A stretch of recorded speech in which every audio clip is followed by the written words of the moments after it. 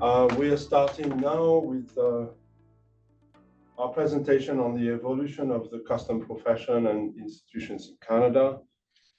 For me, it's a very important building block of the week, because we see the evolution that Hubert has studied and published on this, and we actually are going to publish one of his articles, I think in French, in big review, so it will be accessible online, and then the English version will come out in the winter, and all of you can have a look at that. And then for the second year this year, Hubert is bringing us Cameron Walters, who is OSCE Custom Advisor and Head of Program on Combating Trafficking in Cultural Property, and Head of the Heritage Crime Task Force since 2020. So we have a really powerful team.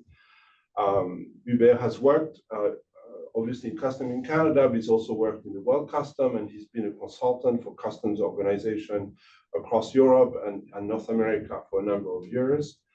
And as I said, he's published on the topic, so I think it's really important to get that historical view of the evolution of the profession, how the profession evolves.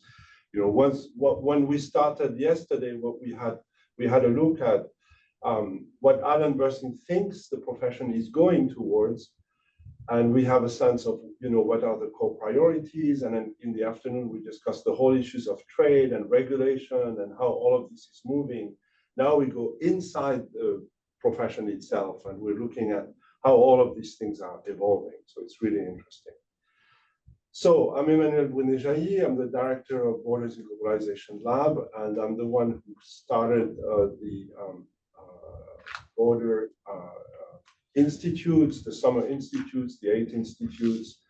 And I would like to acknowledge and respect the Algonquin-speaking people on whose traditional territory the University of Victoria stands, and Songhees and Wassanech people whose historical relationship with the land continues to this day. And with this, I'll say that today it's a very beautiful day again, that we're very lucky to be here. I feel really privileged to live in this beautiful land. Both as a settler and new migrant to Canada, I always feel lucky to live here and to showcase actually the beautiful place where we are, the Cascadia region, water sheds and so on. Is really amazing. So I'm very pleased to be able to, in a way, broadcast the institutes from the University of Victoria. So we have two speakers. We have Hubert Duchesneau, who I introduced briefly, and who is also, inside the big team now. He's one of our fellows inside the big team. And we have Cameron Walter, who maybe I can bring inside the big team one day as a fellow as well. We have policy fellows in the big team. So it would be quite nice to have you both involved. Mr. Brunet-Jailly mentioned both Cameron and I have worked for the CBSA, Canada Border Services Agency in Canada. Given my old age, I've started a little bit before him. So this takes me when the CBSA was Canada Customs. Also of interest, Cameron's father was the customs inspector at about the same time as I was. So we can articulate this story way back from the late 70s up to now. Another point I want to mention as well is that while I was in Brussels, being what we call a customs attaché of Canada to the European Union, but as well to the World Customs Organization. This organization that we'll talk about as well today is based in Brussels, Belgium. So it's sort of the United Nations of customs. And incidentally, and I think that's quite important, because Mr. Burton, that you may have met through a video or through a conference yesterday, was at that time the Commissioner of Customs and Border Protection. So we've lived a bit of the very important life of customs, important story of customs between 2009 and 2015, but also all based on the backdrop, which we'll talk about, the backdrop of 9/11, 2001, which has shaped the policy, the institution, the nature of the border as we understand it now. We've tried to integrate our story of the evolution of the role of customs and institution and profession with a major role for customs and other law enforcement agencies, particularly in the context of the war in Ukraine right now. And it is the fight against the the cross-border illicit trafficking of cultural heritage. So we've woven our presentation and practicum at the end of the session under those topics. So I think and hope that you will find it interesting. And finally, a last word on that, Cameron Walter, that is in situ in Victoria as we speak, is the head of this Heritage Crime Task Force, and I'm one of the members. So that's pretty much the sort of the background for the presentation and practicum. And we will focus particularly on the pivotal role of the front line.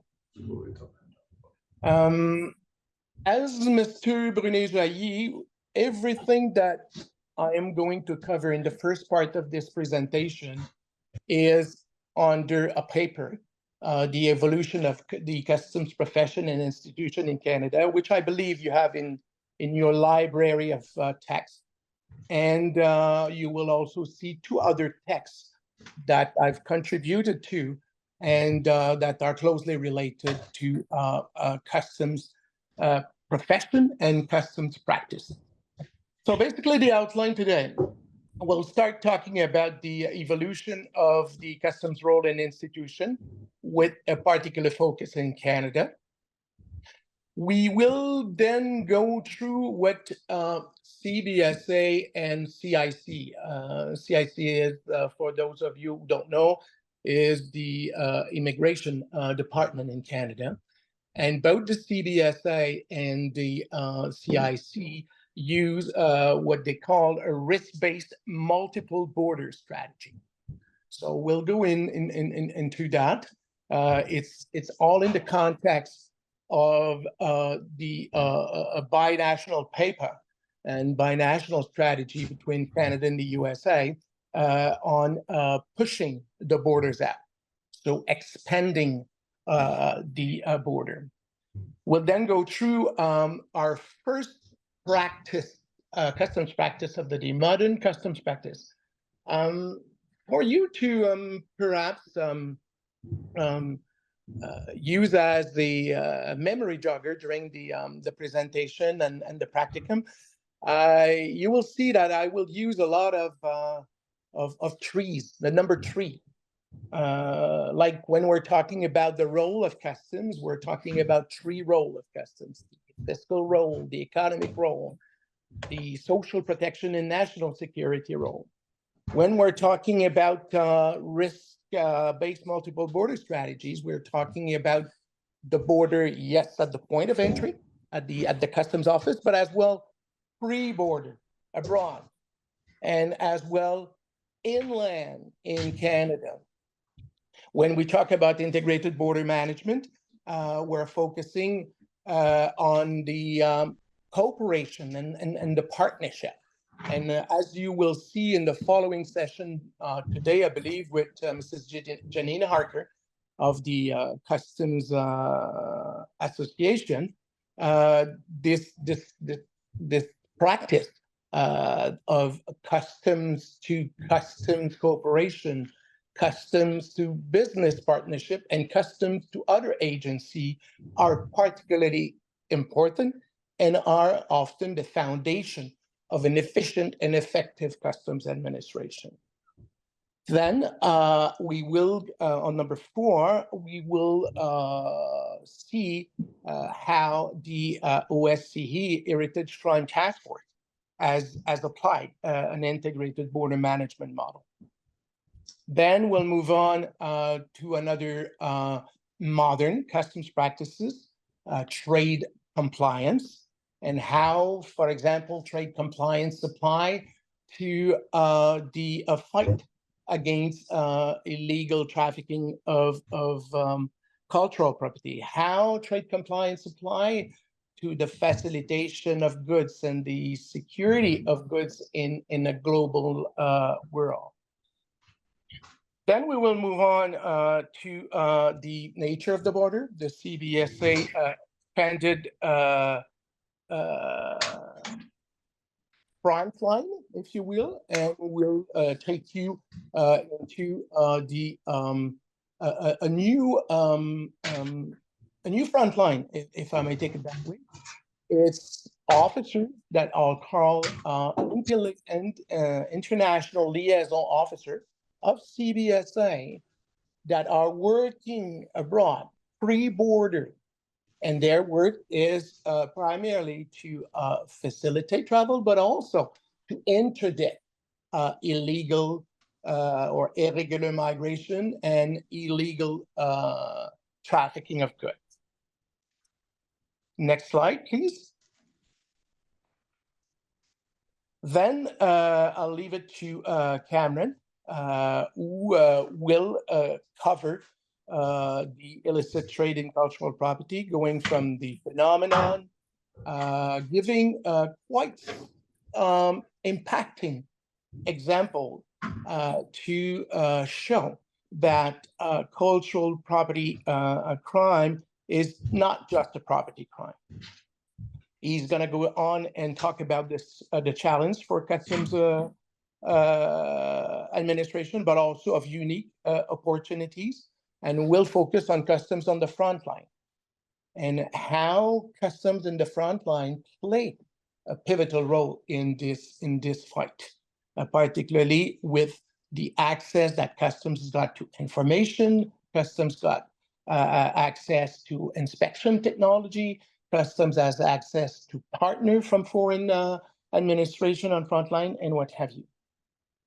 Then he will let you go through the approach of the Heritage Crime Task Force. Let's do something real. Then coordinated response to tackle cross-border crime. Then he will go on with some excellent case in point in this fight, one in Ukraine, one in Spain, and it's going to be a primeur, a novelty, and I think you'll be one of the first people in Canada, well, in attending this session, to hear about a very interesting and recent Canadian case. So we will continue with the practicum, which will be a case study involving you as frontline officers in having to identify risk, taking decision, and explaining why you went in that route. Next slide. So we're going to start with really the evolution of the Canadian customs role. And as I mentioned, the role has evolved over time. It has started in the 80s with what we call the gatekeeper role. In the 80s, Revenue Canada was Customs and Excise and was primarily a tax collector, a protector of economic Canadian interests against injurious effect of dumped imported goods, and a player in combating customs fraud and drug enforcement. So basically, the priority was a fiscal mandate. Customs, Canada Customs, in those days was focusing on collecting duty on customs, on luxurious goods such as jewelry, excise tax on alcohol, cigarettes, and tobacco. That's a role that was a priority at that time, because at that time customs duties provided almost 50% of the total Canadian revenue, which is very important. Nowadays we're much less than that. It's in the one number type of collection. At that time, what was important in terms of the border per se is that Revenue Canada, Customs and Excise regulate traveler and goods flow at point of entry. What we call point of entry in Canada, in the US, is the customs office. So everything that was done in terms of declaration of travelers, declaration of truckers, and declaration of imported goods was done at the point of entry. This also explained what another researcher who was a customs policymaker in Australia, Dave Widdowson, called the gatekeeper role. So basically, the customs inspector, as names imply, was a gatekeeper. So he was at the border, at the point of entry, waiting for the travelers to make her declaration, for the importer to make her declaration, which was a transport manifest, which was a customs declaration, which was a customs invoice, and all of appended documents. At that time, internationally, a number of instruments were developed. And one of the most famous instrument that was developed is the WCO Harmonized Commodity Description and Coding System, which we call the HS. This is a single integrated instrument, and it describes all of the customs tariff, statistical nomenclature, and transport classification. Nowadays, the harmonized system is used by 98% of global trade. This is quite impressive, and this is an instrument that was developed under the auspices of the World Customs Organization.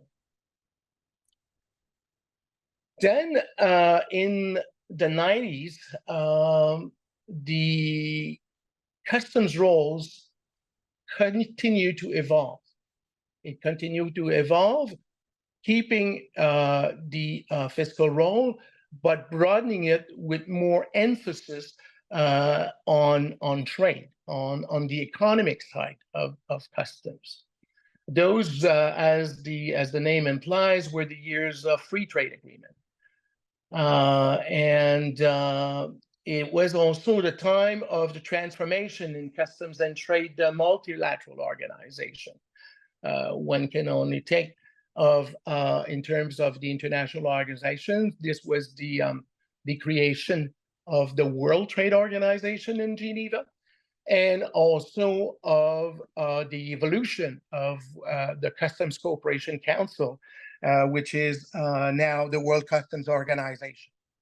And for you to sort of, maybe some of you knows because I've looked at the list of participants, and some of you work in customs administration, but in summarizing the role of the WCO versus the WTO, is the WTO in Geneva developed the policy, and the World Customs Organization in Brussels developed the practice or the administration of those policy. In 1994, there was also an important free trade agreement. The Canada-US Free Trade Agreement was extended to Mexico with the signing of the North American Free Trade Agreement. And in those years, we saw a new phenomenon happening. Goods and people and capital and information are circulating under the big chapeau of globalization. And this mobility, both legal and illicit, gives the criminal the opportunity to move goods, person, and money across borders, and created new illegal activities related to tobacco smuggling, to drugs trafficking, to human trafficking, and also money laundering. Then, in those days, the notion of the border also expanded. We'll show it to you in a few minutes with one of the slides. The border expanded inland, and with this expansion inland, customs work at decongesting the border, try to make the border more fluid, not having to have all of the declarations submitted at the port of entry, not doing all of the inspection at the port of entry, and then created what we call post-clearance audits. It is a system carried out by specialized auditors in the Canadian Public Service working for customs, and they make a decision on self-assessments and compliance based on transparency and relationship with the importer. And the way it goes, it's through the published information, education, guidelines, and policy development. Another important thing, we'll touch upon that when we're going to talk about the institution per se.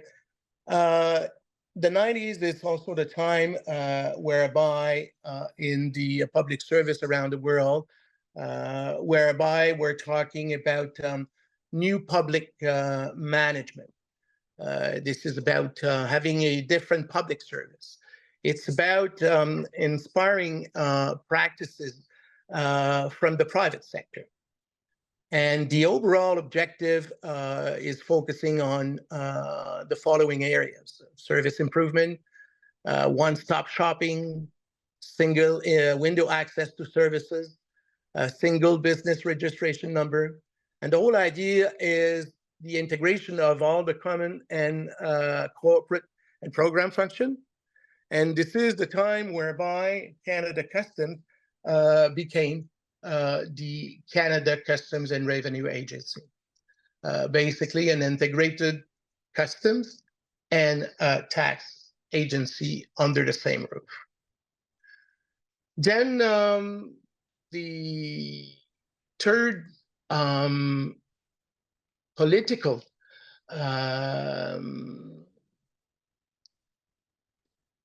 elements that shape the customs role and the customs institution and the customs practice immensely was September 11, 2001. This was the tipping point towards more security emphasis at the border and beyond the border. Remember, beyond the border is pre-border. And it transformed border management policies in all over the world overnight. This involved closer cooperation between the different departments at the border. One can think about the customs, obviously, but also immigration and the state's border patrol, police, provincial and state police. There has been a number of teams that have been developed, a bit like the concept that we're going to talk about later on with USCE. Those teams are called Integrated Border Enforcement Teams, or IBET. And the other important element, I guess I would put it again under my number 3 element, closer cooperation between agency at the border. Also, implementation of integrated risk management. In every action customs do, customs use risk management. And this was put forward with more strength with 9/11. And the third element was what one would call the customs and private sector partnership. And out of that was established a framework of standards called the Safe Framework of Standards to Secure and Facilitate Global Trade. This standard was in great extent led by the USA, the then U.S. Customs and Border Protection, and what was now at that time Canada Border Services Agency. And this framework of standards changed the whole picture of the practice. And it's based on 3 pillars. Again, my number 3 is coming. The 3 pillar: risk management, customs and trade partnership, and customs and other government agency collaboration. So the next slide, managing flows across the border continuum, sort of illustrate what I've touched on with risk management and the multiple border risk management strategy or approach. So as you can see, increasingly customs work pre-border, and the whole objective is to identify, mitigate, and respond to threat and manage risk before they reach the physical border. So most of the work is done there. And as you will see as well, when we're going to talk about the liaison officer that works internationally, works with foreign administration, they contribute to build that pre-information, to build that intelligence, so that when the frontline officers are in front of a travelers or of a shipment of all sorts, he or she has advantage of all of this information and intelligence to make an informed decision. As you can see from this continuum as well, the importance is given as well to, as I mentioned earlier, decongest the border and decongesting the border with the application of post-clearance audit at importer premises to decongest the border. Next slide, please. Here's is a summary of the main component of the Canada Border Services Agency that was created in 2003. The agency main objective was for Canada to have one face at the border. And this integrated border management agency is the result of the Customs Administration program from what was then Canada Customs and Revenue Agency, the Trade Administration program from the Canada Customs and Revenue Agency. The trade program included things as classification of goods, appraisal of the value of goods, determine the origin of goods, the whole section dealing with anti-dumping and countervailing measures. It also included the intelligence the Immigration Intelligence and Enforcement Program from Citizenship and Immigration Canada, and the Food Inspection Program at the border from the Canada Food Inspection Agency. So basically there, we went from an organization which was called Canada Customs and Revenue Agency, whereby you had 48,000 employees. And out of those 48,000 employees, there were between 5,000 to 7,000 customs inspectors. So can you imagine this customs inspector, the 5,000 and close to 7,000, move to the Canada Border Services Agency, and they became what was the most important component in terms of number in this new organization. And this is due to the fact that most of those people were frontline officers across Canada. And the other portion of, or component, if you will, of the organization were less important in terms of numbers in nature. Now the CBSA, which was at 2003 around 7,000, 8,000 officers or people, is now close to 12,000, 14,000 within CBSA. And the main reason for that is an initiative that was implemented around 2010, is the double up at the customs office across Canada. So there were no more one-person office. In every customs office / port of entry in Canada, you have a minimum of 2 officers working there. The officers are now called border services officers. And as well, another important transformation over times, it was the arming of frontline border services officers. Next slide, Cameron. A quick summary of what I have covered in terms of integrated border management and the SAFE framework to facilitate and secure global trade. As you can see there, it has 3 pillars: inter-agency cooperation and coordination, which is the cooperation among the agency, and the objective is primarily more coordination and a simplification of procedures.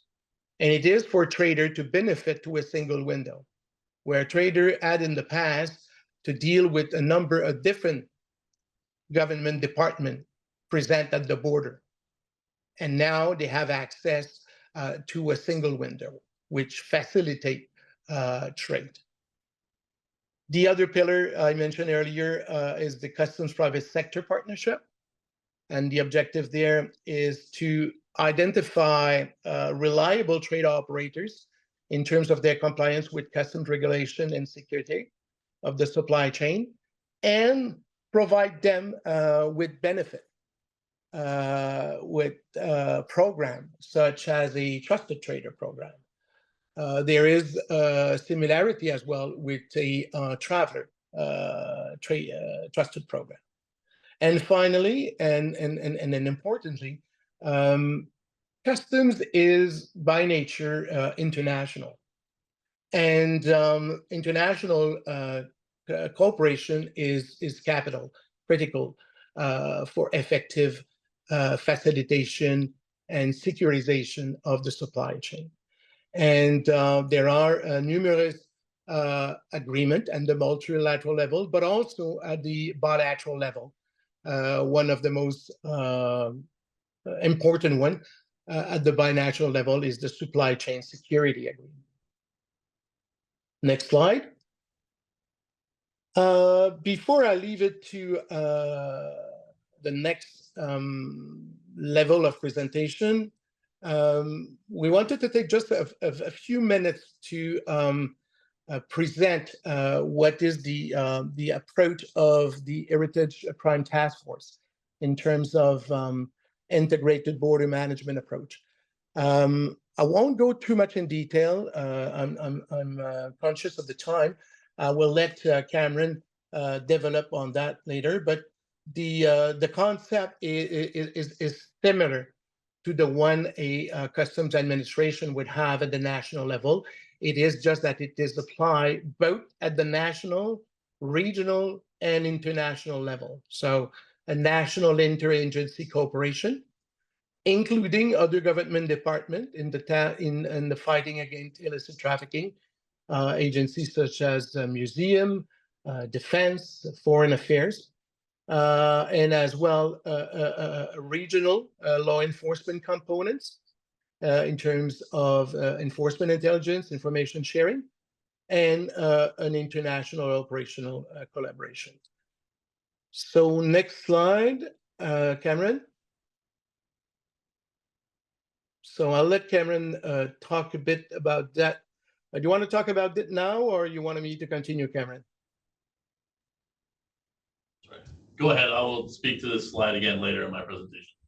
Good. Just to say that this team includes not only police, also border guards, customs agencies, military, forensic institutions, financial and cyber investigators, state prosecutors, museums, and ministries of culture, and universities. Over to you, Hubert. Good. Next slide, the quiz. So much talking for me now. It's for you to work on, and it's meant to be as well a summary of what I did cover. You have is there any people in the conference room, or you're most of you remotely? Most of the participants? Most remotely. Okay. So if you can individually, you take this quiz. There's 3 questions, and it's a true or false. So first question, Canada Customs, now CBSC, has a multifaceted role: fiscal, economic, societal, protection, and national security role. True or false? I think a border is not just limited to a line of demarcation, going by that definition, that the border is a line of demarcation. I think an airport can also be seen as a border, right? It's a port of entry. So it goes beyond just being a line of demarcation. And it says between 2 countries. Not necessarily just 2 countries. Okay, elaborate a little bit more on that, because put yourself in, you remember there was a slide that was called the border continuum, managing flows in the border continuum. And if you put yourself there, okay, there's a point of entry, but the border continuum starts abroad. So it's not simply a line of demarcation between 2 countries. So it can start before. And the border, if you will, could be also inland. So a truck, for example, could arrive in Pacific Highway in Vancouver, and there would be put a seal on the container, and the container would move into a country in Canada and get to some warehouse in Vancouver. And then the seal will be broken and the container will be examined there. So the idea is, in that particular scenario, is to decongest the border. So the border can be free, could be abroad, actually. Like the border could start at an airline desk.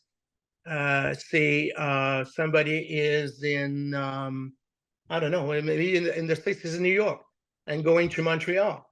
And the border can start in New York. And then the travelers are interviewed before taking the plane to get to Canada. sort of a pre-clearance type of information.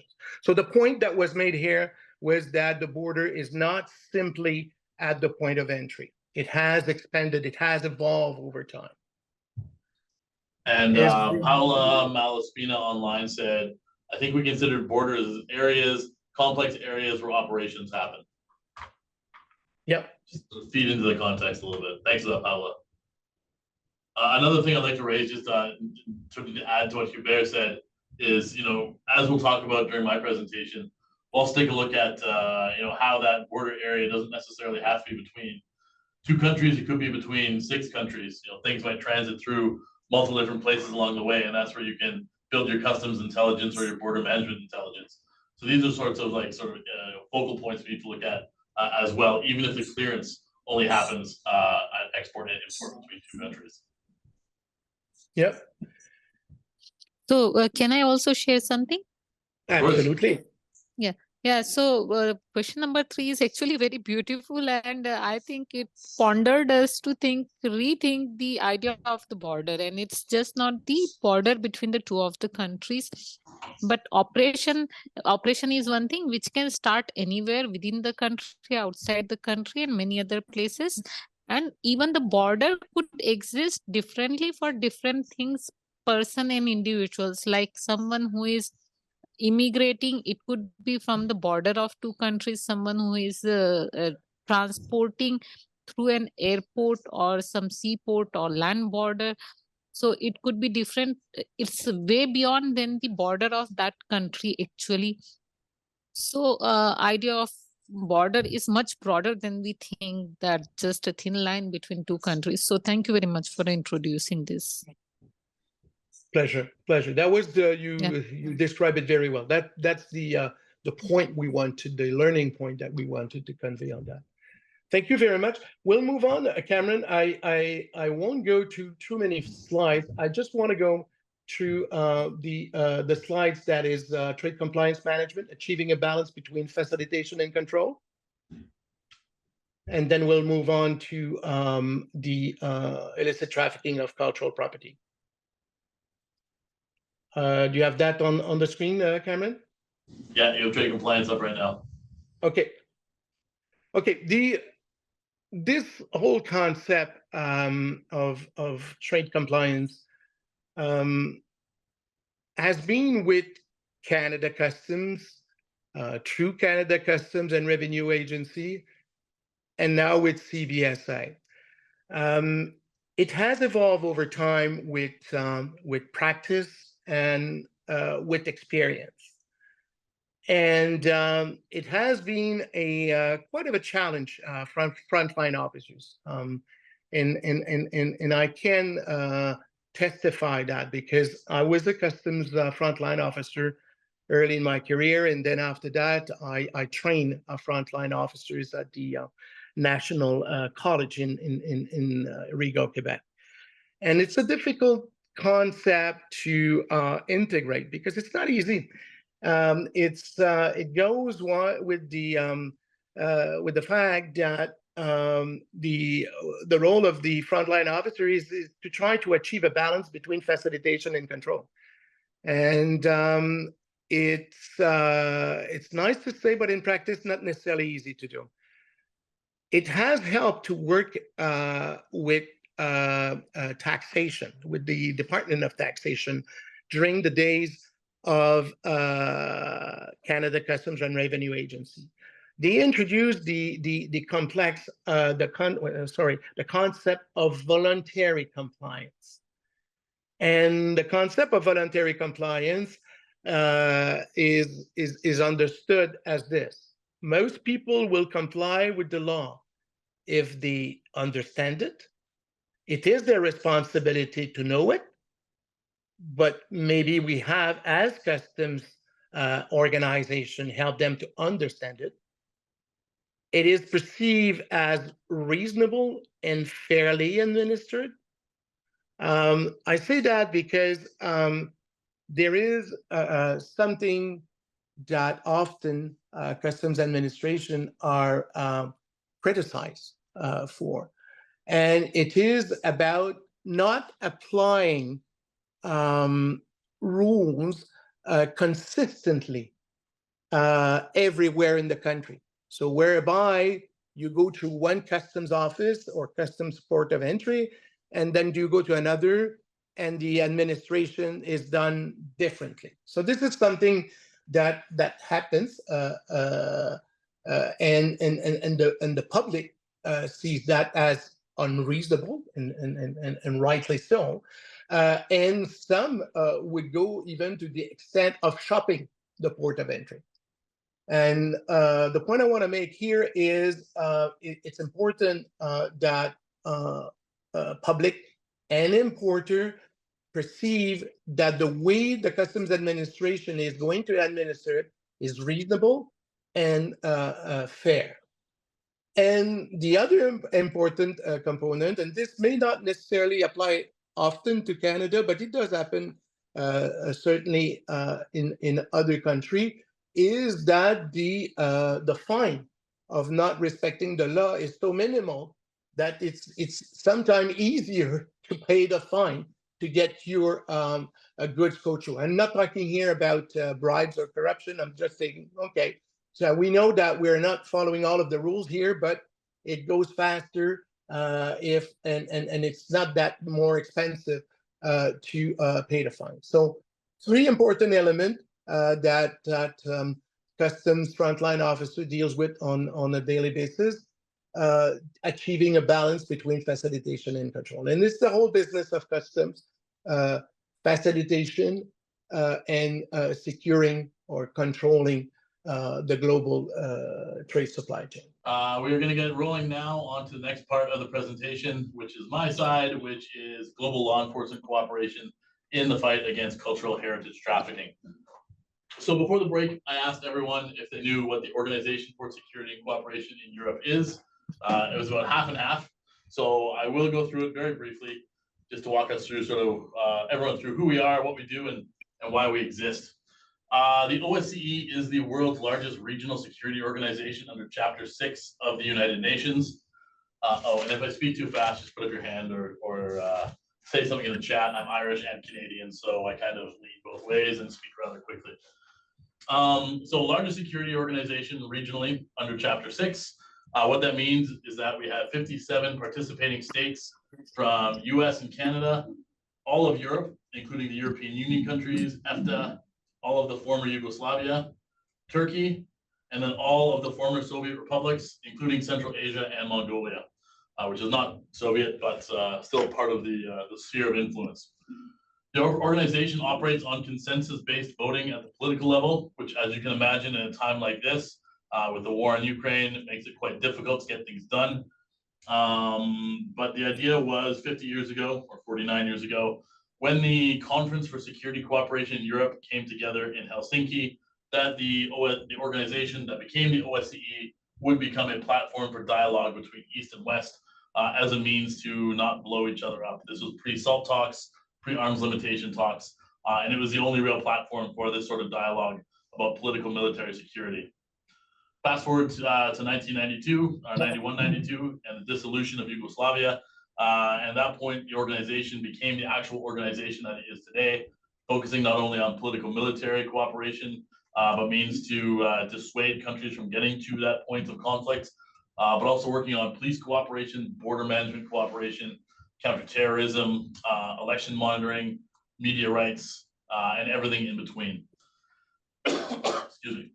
My team in particular is the Border Security and Management Unit, of which I am the Customs Advisor and the head of the Program to Combat Trafficking Cultural Property and head of the Heritage Crime Task Force. We're nestled within the Transnational Threats Department. That also includes Action Against Terrorism Unit, Strategic Police Matters Unit, and the Cyber Cell, and we look at anything that presents a threat at the border. And that entire unit, Transnational Threats, looks at everything political, military, and how we can look at police, customs, counterterrorism cooperation across Europe, doing not only capacity building, training, learning, everything in between, but on my side, specifically operations and investigations. And just one last point to add, the lucky thing for me is that my team runs almost exclusively on external budget, which means I don't have to get Russian approval or Belarusian approval to do what I do. They actually have no clue about what I'm doing, except for maybe the spies. But other than that, we are free to operate as we operate. All right, so why do we actually focus on this topic? Why is this important? Why does it matter? And how does this fit into an integrated border management model? The one thing I like to bring up is that this is more than just property crime. And this is more than just something done on a lark, something to make money. This is tied to other trafficking networks, whether it's firearms, narcotics, human trafficking, contraband tobacco. These are all interlinked and interconnected. Heritage crime is often used as a means to finance operations, also used as a gray market currency or a get out of jail free card. Anybody caught with a painting perhaps could say, well, you know, if you let me go, I'll give back the painting and I'll tell you where so-and-so is hiding, or I'll tell you where to find even more paintings that have been stolen. And it presents a bit of a problem. One thing I like to highlight as well is anyone know, of course, the name is Mohammed Atta, ringleader of the 9/11 attacks, or perhaps Salah Abdeslam, the only survivor of the Paris Bataclan attacks, or the El Barkawi brothers, the perpetrators of the Brussels airport bombings in 2016. One thing they have in common, at least is suspected and has been shown in multiple studies, although still being studied, is that they were all known to be working in trafficking groups that were dealing with stolen antiquities in the lead up to their attacks. 9/11 Commission report specifically points out Mohammed Atta was in Hamburg trying to purchase an airplane through the sale of Afghan antiquities. There have been multiple studies into this since then. The point of the slide here, if you consider that the Paris Bataclan attacks are estimated to only cost 8,000 to 10,000 euros to undertake, if you sell one painting, you sell one artifact, you can finance dozens, if not hundreds, of operations. Consider that a bomb in Europe only costs 6 euros to build. You sell one ancient necklace, and you have a big problem on your hands for European security and for global security.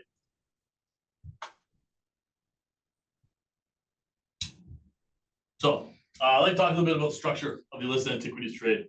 This is really important because the illicit antiquities trade doesn't operate along the same sort of model that most trafficking networks do, and that it's not a hierarchical model.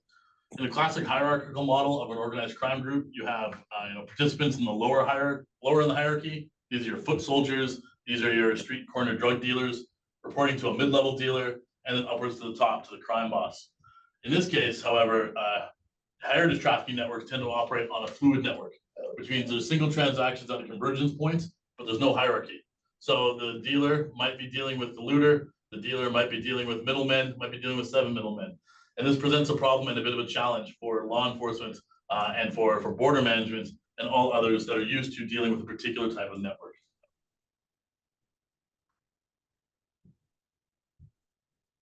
But why does this matter? What is the appeal? Well, there's value. Anytime an item is stolen, anytime an item is looted out of the ground, as soon as it crosses the border, the value increases tenfold. And this has been shown multiple times over. On top of that, there's less security than financial institutions. It's easy to go to an open field, start digging a pit, dig up a piece of antiquity, or perhaps go to a museum than it is to rob a bank, deal with some sort of financial holding. Much more difficult. Artifacts from looted from archaeological sites have no record. If you steal a painting from a museum, it's a bit hard to move these pieces. Everyone knows what a stolen Picasso looks like or a stolen Dali is. If you have a ceremonial object from 3,000 years ago that you dug out of the ground, there's no paperwork, there's no provenance, there's no historical record of what that is. However, buyers know what they're looking for, dealers know what they're looking for, but police and everyone else in between do not. So it makes it hard to follow the money and follow the trail. Poor regulation. This is number one problem for law enforcement, for border management, and for those of us who deal with this issue. Artifacts, arts, antiquities are amongst the least regulated items in the world. Within the European Union, there is actually more regulation on a single fish or a single egg in a carton than there is on a piece of art. You can track a single egg back through which factory it was processed, which farm it came from, but something that's a piece of significant cultural heritage, you might have no idea. Might have false paperwork, you wouldn't be able to trace it. This is a major problem. On top of that, given that artifacts only appreciate value, it's a major source and resource for laundering and wealth storage. Property will devalue at a certain point in time, depending on the market. Cars will devalue. Art and antiquities only go up. So a lot of criminals know this. They'll take things, they'll put them in storage, they'll put them in customs-free zones for 5 years, 10 years, 20 years, let them appreciate, and then finally move them out to market somewhere downstream. Again, presenting a big problem, and it presents an avenue for illicit money laundering, sanctions evasion, and all of the points in between. Okay. Now, I'm going to talk a little bit about network disruption and why my team does what we do and why it's important to take a look at how we can work together to do this. I want to take a look at the figures on the left. This represents the different stages of the trafficking continuum. Stage 1 is your looters, your basic farmers, maybe in Syria or Canada or Italy or anywhere that are digging holes to find objects. These guys are the low-level foot soldiers. Most of them are subsistence farmers trying to feed their families and make some money. The next level is your first level middleman. This is the person who knows what the items are, who knows who the dealers are, and can move these things to market. The third group there with only a half person, that is your gallery, your antiquities dealer network. It's very small. These are the ones who ramp up the price 10-fold, 100-fold. And then stage 4 is your end of spectrum buyer.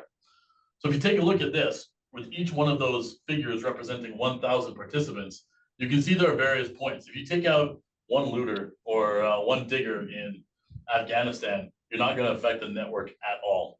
If you go after the mid-level dealers, you'll get some more intelligence. You might just shake the network a bit, but the best way to disrupt these networks is right at the point of antiquities dealers, galleries, museums, etc. You disrupt any one of those, and you can start to take down an entire pillar of a network. On the other side, you won't be able to see it very well. I apologize for this. But what I want you to take a look at is the bubbles. So if you take a look at the top set of bubbles, the green bubble represents, again, the number of people associated in each one of these areas of the spectrum. But the bottom bubbles represent where the money is.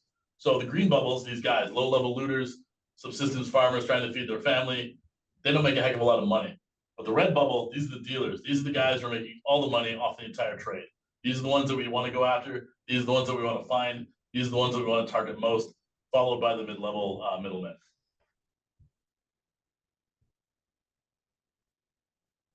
Okay. So right now I'm just trying to give a context and overview as to what the trafficking networks look like, and then talk about the challenges that are there for border management and how we then respond to it. Within this model, you have your Janus figures. Figures have been dubbed. Janus figures reference the Roman god of two faces, as they have the capacity to operate across the margins of the transition between illegal and legal. As I mentioned, the antiquities trade is not very regulated, if at all, in most countries, which means they can take things from the illegal market, guss you up some paperwork, find some false provenance, find somebody who's willing to turn a blind eye, and then move the pieces onto market and help those pieces to sell, to then make money for criminal networks involved on both sides of the spectrum. And those are your Janus figures. On the other side, we've got the Nexus figures. Nexus figures are the ones who operate at the intersection of trafficking routes, and they can help source and move illicit antiquities along the trafficking chain. So these are these middlemen. These are the ones who know exactly where to find pieces, who to move it to, how to move it across borders, how to get something that's stolen in Israel, moved through 16 countries, and then sold next door in Jordan. This is how these work, and these are the ones who sort of bring it all together. So if you tackle those Nexus and Janus figures, you can start to take down a network and take a look at what network disruption looks like. But the networks do look like this. The networks are complicated masses, and this is even a simplified version of what most of these trafficking and financing networks look like. In most cases, these companies, these individuals are running shell companies, Havala networks for money transfer, and operating 17, 18, 19 different companies out of one particular office as a means to cover their trail on what they're doing and what they're moving. And these exist in every single country, as we'll get into in just a moment. Are there any questions so far? Okay. So I'd like to say this is more than just property crime. This is more than just a basic theft of an object and movement to make some money. In many cases, can be used as a means of psychological warfare. Here, of course, we all know the famous pictures of ISIS destroying statues in Iraq and Syria. What is important to note is that many of the statues that were destroyed were, of course, real, but many were actually also replicas. And the real ones were then sold in the gray market and the black market to raise money for weapons, narcotics, vehicles, and other things to fund the activities of ISIS. Another reason we take a look at these things and why we feel this is an important area for border guards, customs, and law enforcement to look at. This is just used to illustrate the scale of the problem. There's a map of Apameya, Syria in 2010, taken from Google satellites. After the Arab Spring, fast forward to 2013, and you can see all of the looting pits and the digging pits. So imagine that each one of those pits holds at a minimum one object. That one object can sell for anywhere from 500 euros upwards to 400,000 euros to 2.5 million euros, depending on what you see, what you find. So if you consider all that money is now out of the ground, out of the community, into the hands of organized crime figures, potentially terrorist or extremist groups. This is now money that's operating in criminal networks and creates a large problem for cross-border crime. But it doesn't always look like this. These are from the actual digging pits in Iraq. Doesn't have to look like that. Sometimes it looks like this. This is one of the national museums in Kyiv. Sometimes we have state-sponsored damage, destruction, theft, and looting of cultural heritage, as we're seeing actively happening right now in Ukraine and multiple other places. In this case, we have the Russians actively going after Ukrainian heritage, not only as a means to deny Ukraine its identity and statehood, but also as a means to, in some cases, make some money. Those pieces are being handed not only to museums, but also to sanctioned oligarch friends of Vladimir Putin and others who are then sort of banking it and or using it to access Western currency and evade sanctions. Luckily for us, sometimes these morons take photos of themselves stealing the pieces, which is what you see here. We have Russian soldiers actively taking pieces from, this is the Museum of Mariupol. This is called Red Sunset on the Dnieper by one of the most famous Ukrainian 20th century painters. And this man is now wanted both in Ukraine and amongst other circles for having looted museums.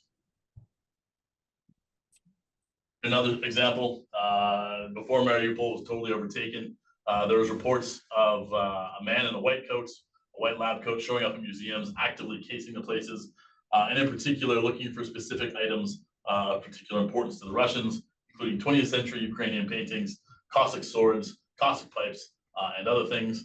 And shout out to my former prof here at UVic, Dr. Sarah Yakelchek, who helped us to identify a number of the items that would be targeted, and it all proved to be true. Man in a white lab coat, after Mariupol was taken over and swords were taken, appeared here on Russian television, showing off items that they had liberated from the Nazis in Ukraine. So this is playing out in real time, and I'll get into how we're helping Ukraine to help solve these cases. But like I said, most of the time, these things don't have to go to black market. These things don't have to go to a shady van or some shady stall in Bulgaria. Most of the time, these items are being sold places here, like auction houses, like galleries, because they don't have to regulate it. They don't have to check it. If the provenance checks out, if the paperwork looks good enough, most of the time auction houses will take the chance and they'll move on it. And then these pieces move. In that case, the money has been laundered, everything looks clean, and then it gets really difficult to prove these points, which requires an orchestrated and comprehensive approach as a means to deal with this, not only from a police perspective, but also financial investigator, state prosecutor, etc. So challenges for customs on the front line. In terms of what we're looking at, basically everything is being taken. It could be statues, could be paintings, could be ceremonial objects, could be coins, set jewelry, documents, as we're seeing in Ukraine right now with Russia going after archival material. It could be furniture, it could even be dead bodies, ceremonial objects, shrunken heads from Peru, Kapala masks from Nepal, anything in between. All these pieces are being moved, and they're being moved across all sectors. We always talk about land mode, we see air mode and marine, but increasingly we're seeing the postal mode being exploited. Reason being is that postal mode is very difficult to control. If you only have a certain number of officers in a postal clearance facility looking at quite literally millions of objects going by each day, it's hard to track where things are going. Luckily, cross-border intelligence and customs is helping us to identify certain pieces that might be moving, but it is an uphill battle.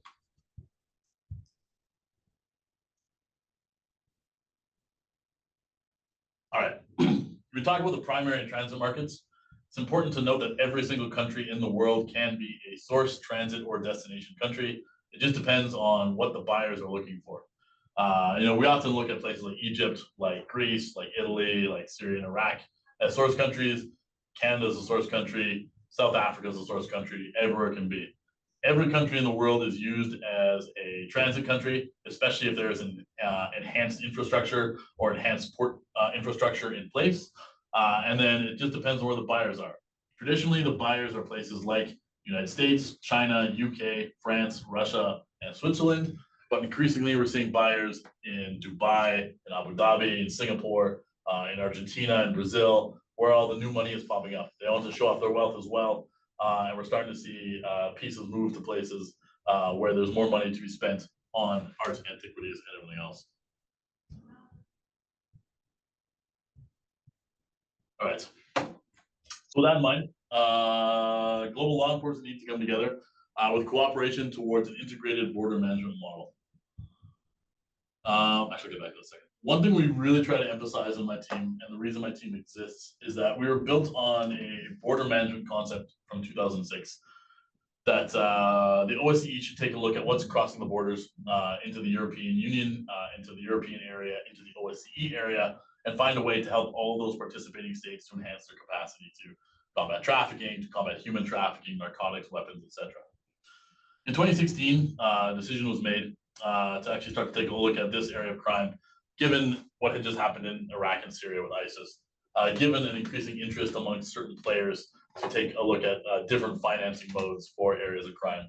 So my former boss launched this program as a pilot project, looking at awareness raising between police, between customs, between museums as to why it's important, wherever country we go to understand why this area of crime exists, where it can be tackled, and how to work better together. We did a number of pilot projects or pilot workshops in places like Cyprus, Uzbekistan, Mongolia, Tajikistan, Montenegro, and Italy. And we started to gain momentum, get an understanding of what was happening, what was moving, and what was going sort of beyond. So I'll get to in a moment, but in 2020, we decided to make something a bit more tangible and real into what we see as the team today. And the one thing we like to emphasize to every single officer, especially the customs officers or the border management officers, is that there are certain foundational pieces that they all need to continue to rely on. It's very well to talk about technology or new things you could be doing, and we do introduce the technology, but we want them to understand that there are certain things, certain principles that are always going to be there for them to fall back on. Certain things that in their training they will get, but certain things that they will not only be able to apply across every part of the job, but particularly to combating trafficking and cultural property. Number one is defeating the paperwork. Paperwork is the number one way in which traffickers move these pieces. They fake the paperwork, they fake the provenance, they fake everything. You can see here some examples of really bad paperwork. The one on the right in particular, which has the logos of organizations that have nothing to do with importing or exporting anything related to cultural heritage, multiple stamps, multiple signatures. These are the sorts of things that traffickers try to do to fool a customs officer or fool an importer as thinking something is legit. They have UNESCO. UNESCO has no say in this. UNESCO implemented the legislation, the 1970 UNESCO framework, but they have nothing to do with the actual export. This is up to national countries or importing countries.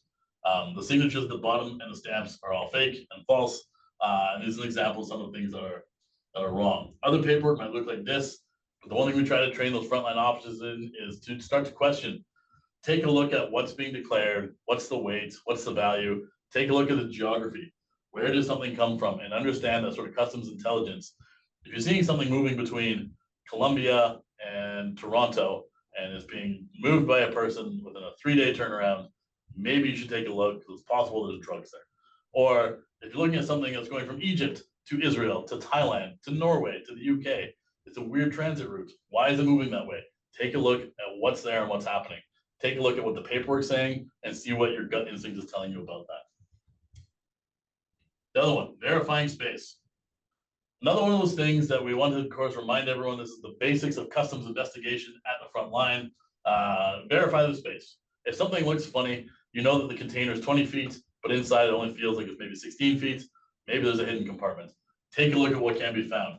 Here's an example of a truck that was moving items from Thailand into Germany. And of course, on the X-ray and the gamma ray, they saw 2 figures sitting inside boxes and containers. Cracked it open, and inside were, of course, 2 Thai Buddhas. These are the sorts of things they can do when you verify space, when you verify what's there, what's supposed to be there. These are the things that can help you open your investigation. Within that, we also like to remind customs officers and border officers there's certain things they need to do and can do to work together. This includes building your cross-border partnerships and intelligence. Talk to the guys across the border, talk to that museum expert you knew across the border, and find out what you can about what you might be looking at.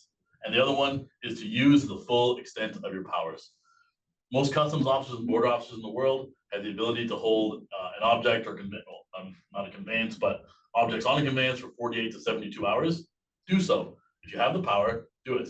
You have that 48 hours, hold the piece, use your network, find out more information, because maybe you're looking at something that could open into a full investigation. If not, if it turns out to be nothing, you haven't done anything, you haven't abused your powers, you've done everything within the law based on your job. These are the sorts of things we try to impart to those customs officers to actually make them understand they can use new technology, they can use new intelligence, but always rely on your gut and your core training. Now, we talk about tools. There are many really important tools out there, tools that are quite useful to us, but these tools are not foolproof or fail-safe. When it comes to heritage trafficking, there are certain ones that everyone talks about, such as the Interpol ID Art database. I'm not sure if you have this. This is something you can download on your phone. You can use your camera to take a photo of something right in front of you, run it through the database to see if it's potentially stolen, adding in different pieces of information. There are limitations, of course, though, with the technology. With the limitations like this, or with an object like this, it's only as good as the information that's put into it. And on top of it, the reason we like to pull everything together the way we do is that Interpol is only police to police. So, Hollywood has lied to many of you. Interpol doesn't have powers of arrest. Interpol doesn't carry guns. Interpol's not running through the streets of Paris, going after the bad guys. That's not what Interpol does. We need a different approach. Interpol Works of Art Crime Unit is literally one guy right now, and he mostly just monitors the app. So there needs to be a better way and a better approach, even though they have a pretty good tool on their hands. There's other tools to build intelligence, such as the International Council Museum's Red List for Cultural Objects. These are good tools, but again, limited. Many people think these are items that have been stolen. These are not. These are examples of items that might be high risk for being stolen. And it's important to understand where these limitations are. The Clooney Foundation made this mistake several years ago when they published a big report on antiquities trafficking and said, here's a list of items stolen from Syria, and they're all included in the ICOM list. None of those items have actually been stolen. They're actually sitting in storage, and the Clooney Foundation had to do a major retraction and apology. So it's important to know what tools you have, but also know what limitations those tools present. And in doing so, understand that there are networks and other things out there that can help you in a better way. So that's where we come in. As I said, the idea for us was we wanted to do something real. I got tired of just sitting in offices and meetings and just sort of talking shop. A lot of times you go to heritage trafficking conferences and you get a lot of, no offense, university professors who talk about what should be done or could be done, but they don't actually do anything about it. This is a bit of a problem in Europe. So we said, screw this, we're doing something different. So we turned our expert roster from our pilot project days, and we turned it into a fully operational team, which is the Heritage Crime Task Force. The task force is now 61 officers and experts from across Europe and North America, all specialized in police work, customs work, border guard, border management. We have financial investigators, forensic investigators, cyber investigators, specialists in the dark web and darknet. We have state prosecutors, we have museums, universities, and other academics on board to help us depending on what the case is. The task force itself can be deployed in a number of different ways. First of which is to deliver training. We deliver capacity building training to frontline officers at both a national and a regional level. And over the last 2 years, we've trained over 160 officers from 33 different countries on ways to combat heritage trafficking. The Heritage Crime Task Force can also be deployed, as a rapid response team. If a country within the OSCE comes to me and says, we had a major museum robbery, we had a looting event, we had an environmental disaster that's affecting heritage, can you send people to help? I can do that. I can send my team within 48 to 72 hours. We'll get people to country, and we're now actively investigating 27 different cases across the European Union, Canada, which I will get into in just a moment. Beyond that, this team also does analysis work. This team also does legal assistance, and we can do anything across the board to help participating states to not only make their cases, but to take down trafficking networks, repatriate items, and then build the intelligence out of that that can feed the bigger beast. Later this year, we will be developing a handbook for frontline officers, an actual reference guide, as well as a report on the state of heritage trafficking across the OSCE area. So, case for Ukraine, how we got here, why we got here, what we're looking at. As you all know, when the war in Ukraine started in March 2022, there was a big problem on Ukraine's hands. Most of the people were looking at the humanitarian aspect, people going across the border, refugees running to Poland, Slovakia, to Hungary, and all points on the other side of the border. But we were asked, my team, to do something in particular, the border team. Knowing that the humanitarian side is being covered by every NGO and UN organization out there, we said, well, let's take a look at cultural property. We know that since 2014 and beforehand, Russian troops in Crimea had been digging up Ukrainian cultural heritage sites, destroying some of the heritage that was there, stealing other pieces, and using those pieces to evade sanctions. We said, we know they're going to be doing the same thing in any sort of occupied area of Ukraine. So we started to take a look at what we did, and this is what got the task force really up and running in a major way and in front of all the participating states. With that, we started to train Ukraine in a bit more of a sort of targeted manner, which we'll get into in just a moment, to take a look at not only what's happening in country, what was happening on the borders around Ukraine, and to help Ukraine essentially set up its own national heritage crime task force that we would then assist, taking a look at the prosecutors, financial, cyber, etc. All this really came to head in 2022, November 2022, with the looting of the Kherson Museum. As Russian troops were leaving the occupied area, they already had the plans, they already had their target list of what they wanted in the Kherson Museum, having been assisted by a former assistant director, and they went right in and they took as many pieces as possible, destroyed the museum, and took almost everything out of it. Luckily, there was many cell phone photos, but these guys actually documented their own crimes. So they took photos of everything they stole, and then once they got to, they took photos of everything they stole, and then these are the photos that popped up again in Crimea.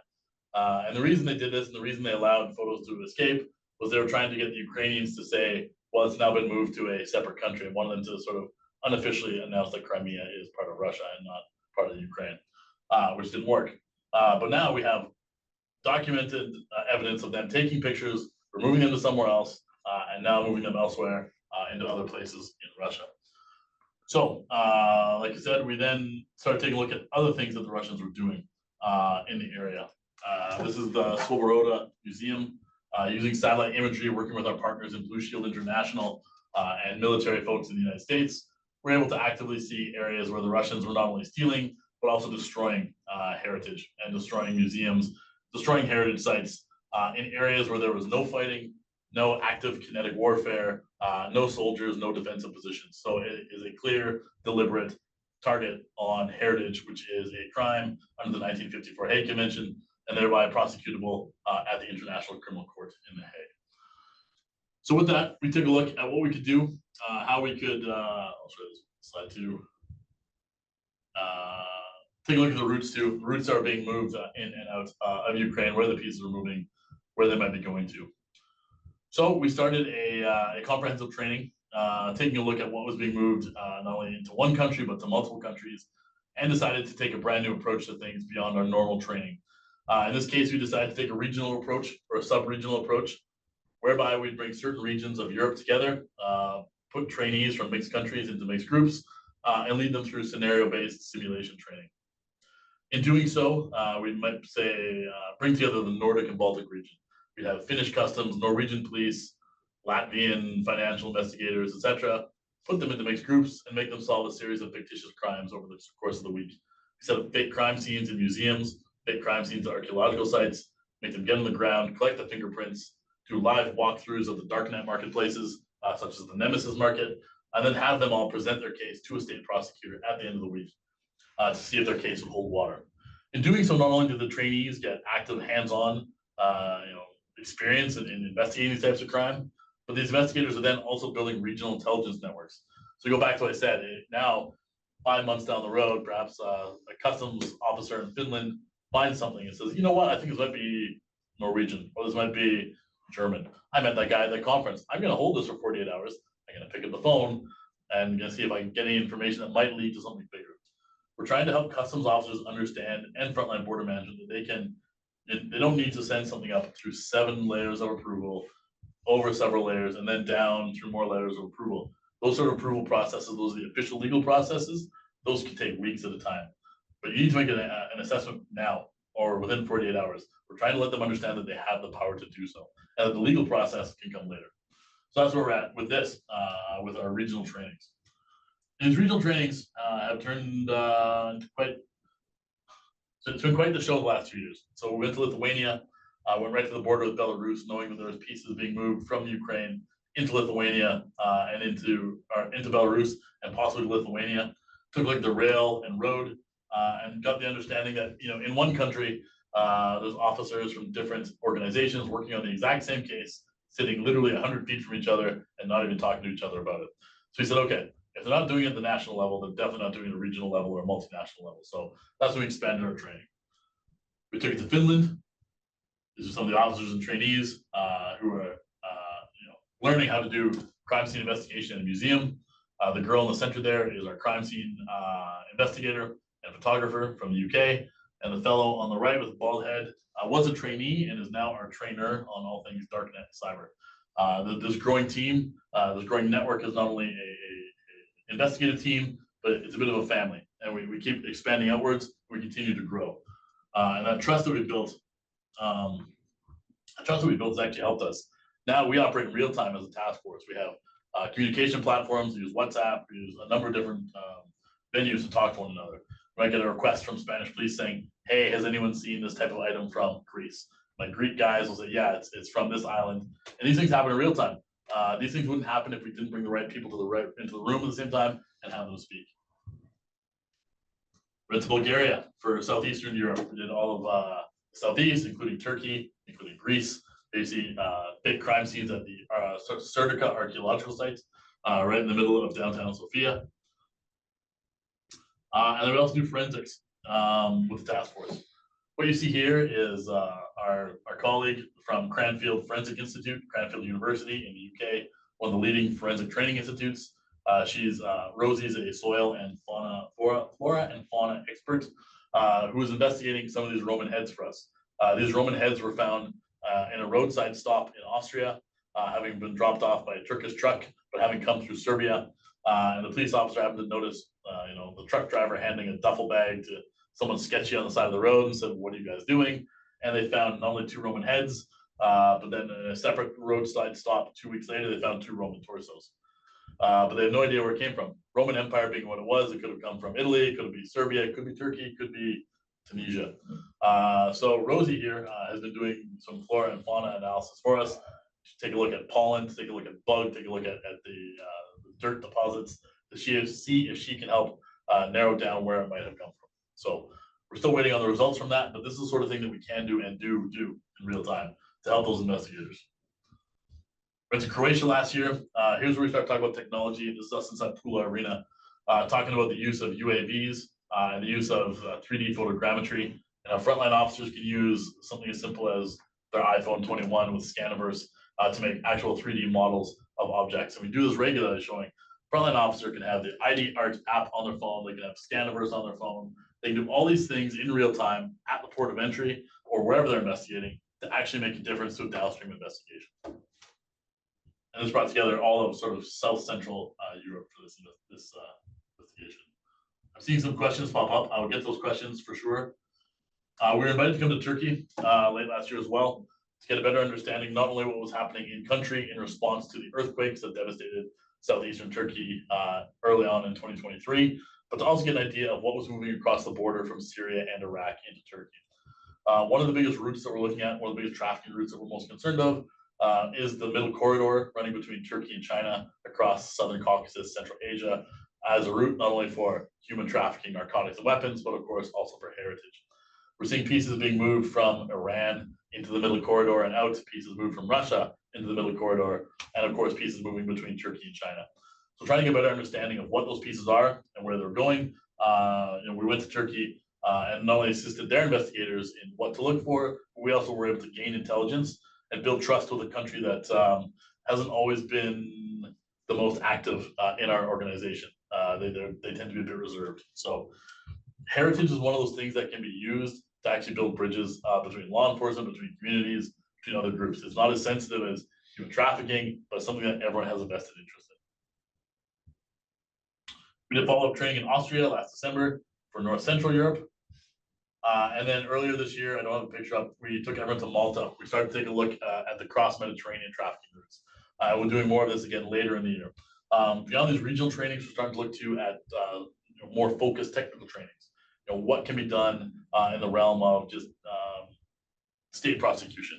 What can be done in terms of financial and darknet investigations?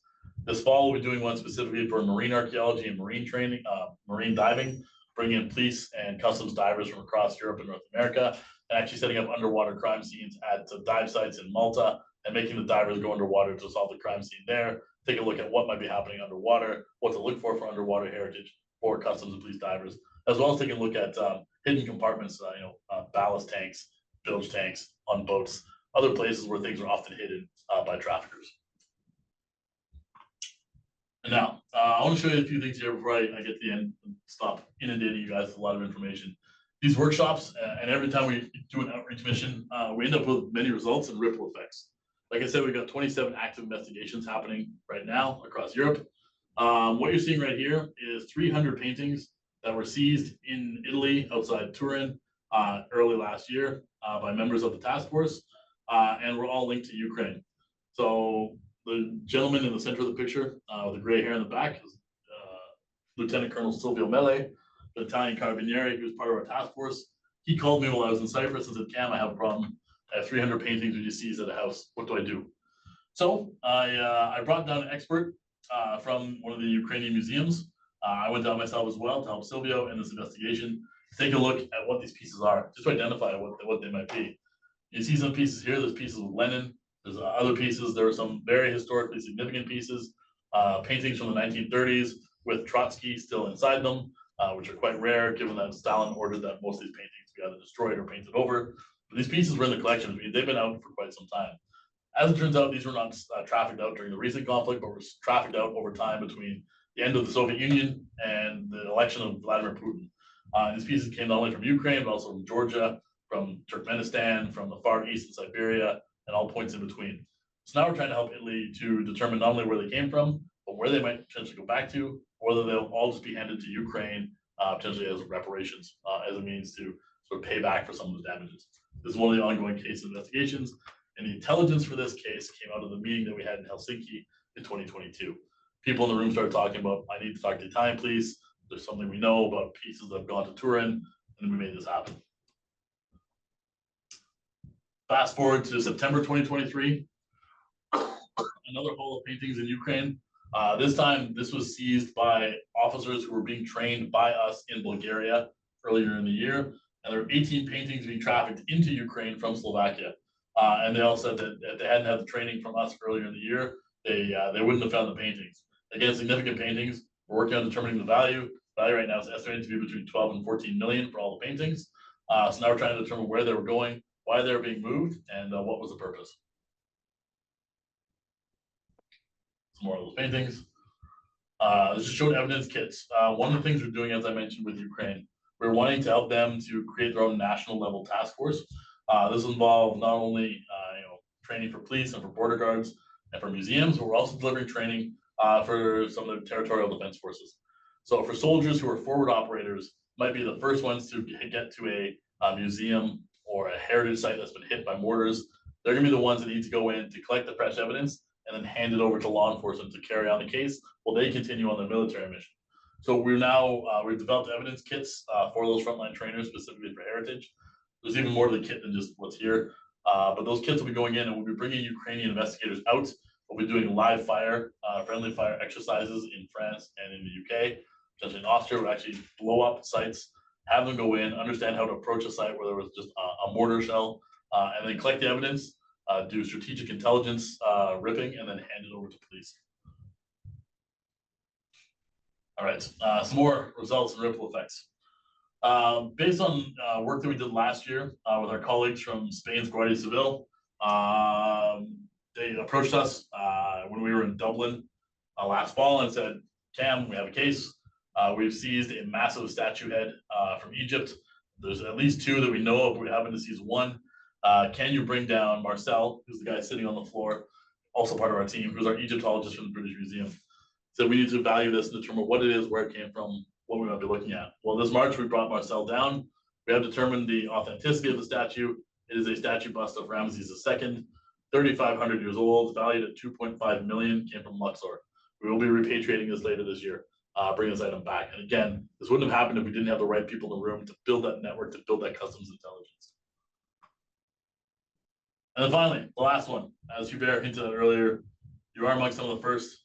So I do ask you to keep these stories to yourselves for now, as this one is quite big and it's going to be going big soon. You might remember the photo on the right, Winston Churchill. That is the Roaring Lion photo taken by Yusuf Karsh. The original was stolen from the Chateau Laurier on the left in Ottawa 2 years ago. I'm happy to say that members of the task force and we found it. We have it. It is going to be handed over to our possession soon. The Italian Carabinieri are holding it now. The painting was actually stolen from the museum. It was moved, I can't get into too many details, but it was moved to Mexico, then back to Ottawa and onwards to the UK, where it was then eventually sold at Sotheby's and purchased by an Italian lawyer. The Italian lawyer then tried to ask for all sorts of crazy things to hand the painting back, make me the Consul General of Canada. That's not gonna happen. Then, publish a big newspaper ad in every European newspaper, but what a good guy I am to get it back. That's not gonna happen either. So we finally worked with his lawyers, and he's agreed to hand it back. And this September, we'll be doing a repatriation ceremony in Rome to actually officially hand it over between the ambassadors. We're going to do it on the margins of the G7 summit, and then Ottawa Police Service will be able to bring this back and put it back in the Chateau Laurier. So these are the sorts of things that we do when we bring the right people to the room and do things the right way. When you take a look at an integrated border management model, where we're getting we're getting customs and border agencies to work with police, to work with museums, to work with the community, to work with other partners, to take a look at the entire chain and not just look at customs to customs work. Take a look at police to customs to academics, customs to forensics. Do that to build a case, to disrupt the network and do something about it that's tangible, that's real, and actually makes a difference and impactfully. It's only disrupt networks, but also for communities. So before we get into our conclusions, Hubert, I'm going to take a look at some of the questions we have here. Yep. Okay, so question from Camilla. What's the legal basis for international info exchange within the task force, MOU versus MLAT? Very good question. We use all sorts of manners. We don't actually take most of the information at the OSCE unless a country specifically tells us they want us to have the information. What we will do instead is if Italy comes to me and says, I have a major issue, I need specific criminal information from Bulgaria on a certain individual, we will then put the right people together, and then they will issue either an MLAT or Customs Mutual Assistance Agreement or an MOU between the two parties, and we will stay out of it. My part, I don't get involved in the personal information or the criminal information, unless I've specifically asked you or given permission to. So it kind of depends on what the agreement is between country to country.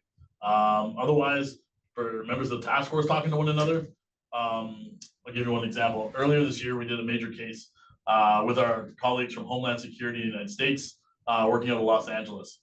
In that, there was a money launderer who had killed himself in a shootout with police. And when they went to the money launderer's house, they found the place full of antiquities. So my colleague went in with a camera, with a body cam, and in real time, got the task force online on WhatsApp and said, I just need assistance in understanding what this is. None of your opinions will be used in court. None of these will be used for the criminal proceedings. It's just for me to make an initial determination. Is this Greek? Is this Roman? Is this Iberian? And is it worth seizing? And we did that. And in doing so, we managed to seize 1,000 items all in real time.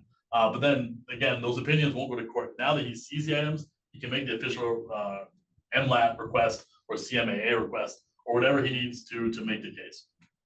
So I hope that answers your question, Camilla. Another one, Onwe, I'm interested in the kinds of new technology used. Can you give an example of a tech tool that's made a big difference in catching smugglers?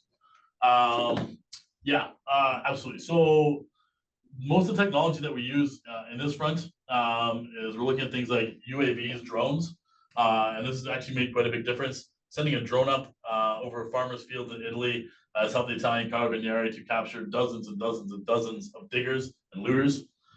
Scaniverse 3D scanning technology, or even a standalone 3D scanner that you plant in a field, has helped not only to map crime sites, but also helped to identify real versus false items based on indentations, scratch marks, a number of different things that might be on an object. Having done the 3D scan previously, they're able to determine that certain items were real and certain items were fake. And that has come in quite handy. A number of other tools are actually open source tools that are online investigators take a look at. Different tools you can use to do your financial investigation or your darknet investigation, and being able to run those through. So if there's interest in that, I'm happy to share a list of the open source tools that we can use in that regard. Otherwise, those would be the biggest ones at the moment. But right now, we're trying to see whatever new technology comes out, how it might be able to be applied.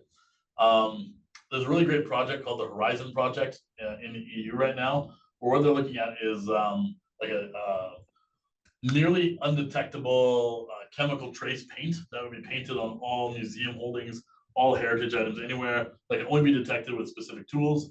Otherwise, also unable to wash it off, so that criminals wouldn't be able to find it and then use it. But if the item comes across the border and it's got the chemical marker on it, what can be done? Can that be used as a tracking tool?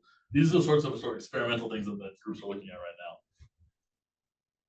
There's also one more a bit higher up from Karen. That's our most antiquities falsely declared, or are they hidden in shipments of other goods and not declared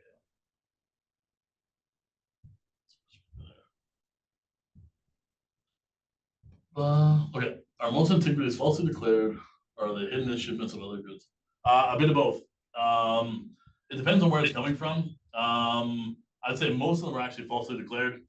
Most of them, because they don't need to be, because there's so little regulation, they can just say, oh, it's an inheritance. I had this painting given to me by my grandfather. He had it from the 1940s, and they all know how to work the room. As the law currently states, it only counts if it was taken after 1970 with the creation of UNESCO. Unless it's something that was proven to be looted by the Nazis, or proven to have been looted under suspect circumstances, or taken by a museum. And everyone knows this. They can say, well, I got this in 1956 from my grandfather, and it's just passed down through my family since then. You can't prove it otherwise, but it's also pretty suspect because there's so little information provided. So most places, or most dealers, most importers, exporters will do the false declaration route. But we do see a lot of things that are just kind of moved out and hidden in compartments. That's where you find a lot more of the statues, like the Thai Buddha statues, pieces from the Middle East. Those tend to get moved out. I'd say hidden in compartments. So it kind of depends where in the world you are. If you have a sophisticated gallery and antiquities dealer network, that's where you'll do the false declarations. And if it's mostly looters, then you'll have the hidden compartments. Say Paula, to my colleagues, it happened at the Italy-Switzerland border. Find goods hidden in a passenger's car with simply nothing to declare. Yep, that absolutely happens. And that is it. Are there any other questions before we move on to conclusions from Hubert and I? Just a random question. How do they know where to dig? You mentioned diggers a lot. Yeah. So how do they know where to dig to find it? In lots of cases, I mean, the community will know where pieces are. They'll know that over in like that field used to be a graveyard. The stories that pass down. Or everyone knows if you're in Egypt, you can pretty much dig anywhere and you'll find something. If you're in Italy, you dig anywhere, you're gonna find something because there's just so much history. Stacked one, stacked one, stacked. When you go to India, same thing.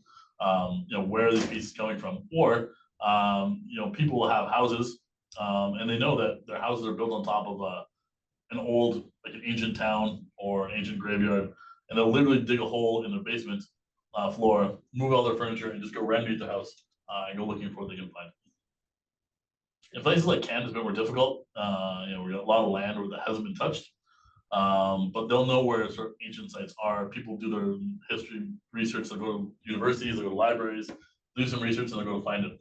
Other criminals will actually do 3D photogrammetry and do like a drone will fly over certain areas. Like, oh, that looks like a ring fort in Ireland, because you can tell from above based on the geographic formation where forts used to be, or where something used to be that you won't be able to see from the ground. And then they'll go in at nighttime. They'll put on stolen like civic workers uniforms. Some people driving by will think, oh, it's just they're doing like pipe work or road maintenance, and then they're actually digging looking for antiquities.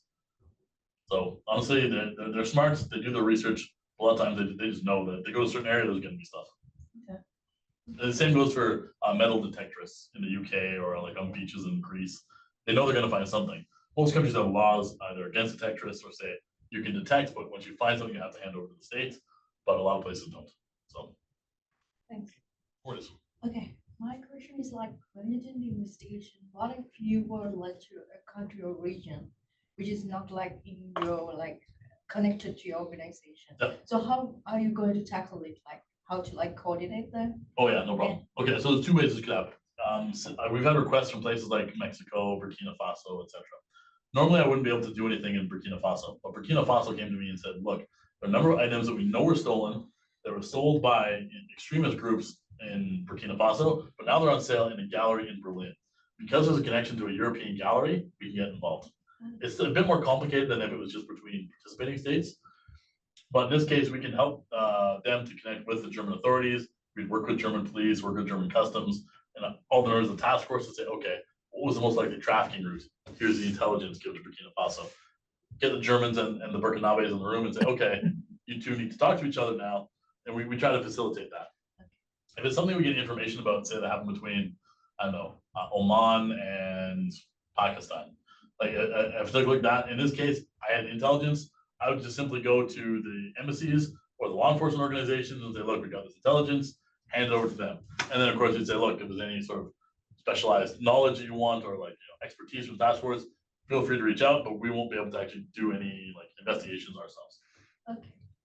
So can I ask another one? Of course. So what is your approach on this free trade zones and like some kind of hub operations? Like we have like even as the law enforcement agencies, we have very limited access on that, and the regulations are so relaxed. So we normally don't get anything unless like we see it and like detect it itself, and like we make ourselves to go through there, but we have to like go through so many paper documentation and everything to reach them. So what is your approach on that one? That's a good question. Free zones definitely present a problem. I mean, it's the same with yachts. Yachts are essentially floating free zones. So how do we approach that? For the most part, we don't, because we haven't been able to, and there's nothing I can do at all with a free zone. Participating states ask for help. But even they don't do much because they can't. The Geneva Freeport is the most notorious one of all. There's antiquities dealers actually setting up shop and selling items within the Freeports to then just move between different lockers within the Freeport. The ports in Luxembourg, the ports in Bangkok are all owned by the same guy. They're a bit of a problem.